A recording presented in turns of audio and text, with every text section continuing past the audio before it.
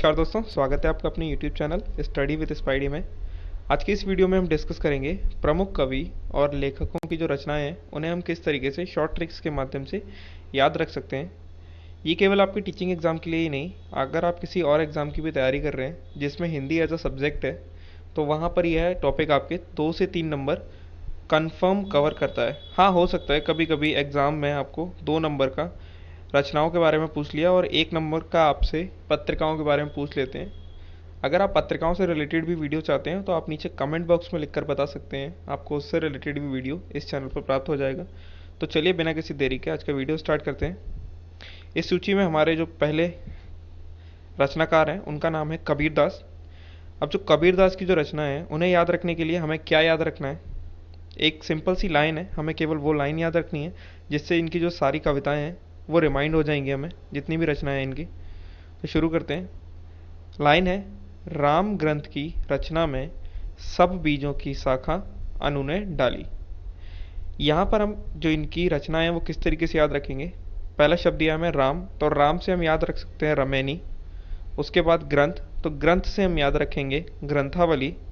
रचना से हम याद रख सकते हैं रचनावली। और सब से हम याद रख सकते हैं शबद। बीजों से हम याद रख सकते हैं बीजक। शाखा से हम याद रख सकते हैं शाखी ग्रंथ। और लास्ट में हमारा जो है अनु, तो अनु से हम याद रख सकते हैं अनुराग सागर। इस तरह हम एक लाइन से इनकी जितनी भी 7 रचनाएं हैं उन 7 रचनाओं को हम याद रख सकते हैं। इस सूची में अगला नाम है अश्वघोष जी का। तो इनकी रचनाओं को याद रखने के लिए हमें एक लाइन याद रखना है, बुद्ध ने ब्रज में श्रम किया। इस लाइन से इनकी जो प्रमुख 4 रचनाएं हैं वे हम याद रख सकते हैं। इनकी रचनाएं कौन सी हैं? बुद्ध से हम याद रख सकते हैं बुद्ध चरित। ब्रज से हम याद रख सकते हैं ब्रज सूची। श्रम को हमने 2 पार्ट्स में डिवाइड किया है यहाँ पर। श्रम से श्रा से हम याद रख सकते हैं श्रद्धोत्पात संग्रह। और माँ से हम याद रख सकते हैं महायान। इस तरीके से हम इनकी प्रमुख 4 रचनाएं याद रख सकते हैं। सूची में अगला नाम है तुलसीदास जी का। तो इनकी रचनाएं याद रखने के लिए लाइन है, 2 कवि राह में गीत गाते हैं। तो इस लाइन से हम किस तरीके से याद रखेंगे? 2 से हम याद रख सकते हैं दोहावली को। कवि से हम याद रख सकते हैं कवितावली को। राह से हम याद रखेंगे, यहाँ पर राह को भी 2 पार्ट्स में डिवाइड किया है। राह में रा से हम याद रखना होगा रामचरितमानस। और हा से हनुमान चालीसा याद रख सकते हैं। लास्ट में हमारा बचता है गीत, तो गीत से हम याद रखेंगे गीतावली। इस तरह से इनकी जो 5 रचनाएं हैं जिनसे क्वेश्चन आते ही आते हैं, ये रिपीट भी करते हैं। इनके जो क्वेश्चन है वो रिपीट भी करते हैं एग्जाम में, UP TET, C TET, MP TET या किसी भी अनदर टीचिंग एग्जाम या और भी कोई एग्जाम, उनमें ये जो क्वेश्चन है वो रिपीट करते ही करते हैं। इस सूची में अगला नाम है मैथिली शरण गुप्त जी का। इनकी रचनाएं इस तरीके से याद रख सकते हैं, भाषा की जय, या आप लास्ट में इसमें हो भी लगा सकते हैं कि भाषा की जय हो। इसमें भा से हमको याद रखना होगा भाषा भारती। सा से हम याद रखेंगे साकेत।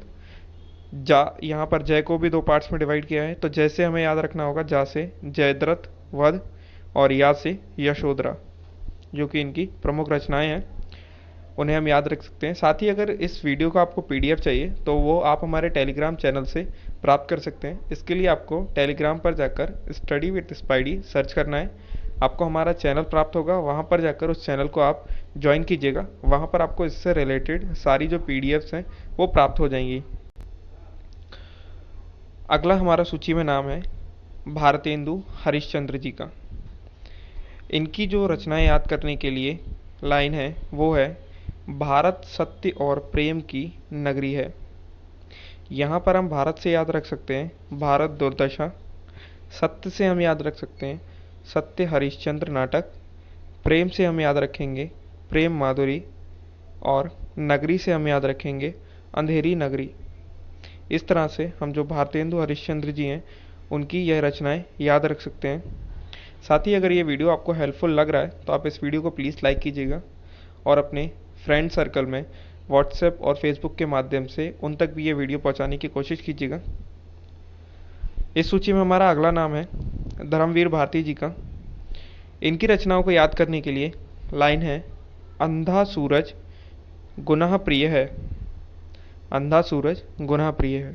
इससे हमारी जो ट्रिक बनती है, अंधा से हम याद रख सकते हैं अंधा युग, सूरज से हम याद रख सकते हैं सूरज का सातवां घोड़ा, गुनाह से हम याद रखेंगे गुनाह के देवता, और प्रिय से हम याद रखेंगे कनुप्रिय।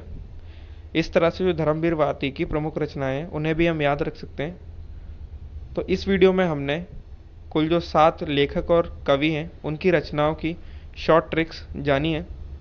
अगर आपको ऐसी ही और भी वीडियो चाहिए तो आप नीचे कमेंट बॉक्स में लिखकर बताइएगा। साथ ही चैनल सब्सक्राइब कीजिएगा जिससे आने वाली वीडियो की नोटिफिकेशन आपको सबसे पहले प्राप्त हो सके, जिसके लिए आपको बेल आइकन पर क्लिक भी करना है। सब्सक्राइब बटन दबाकर बेल आइकन पर क्लिक कीजिएगा।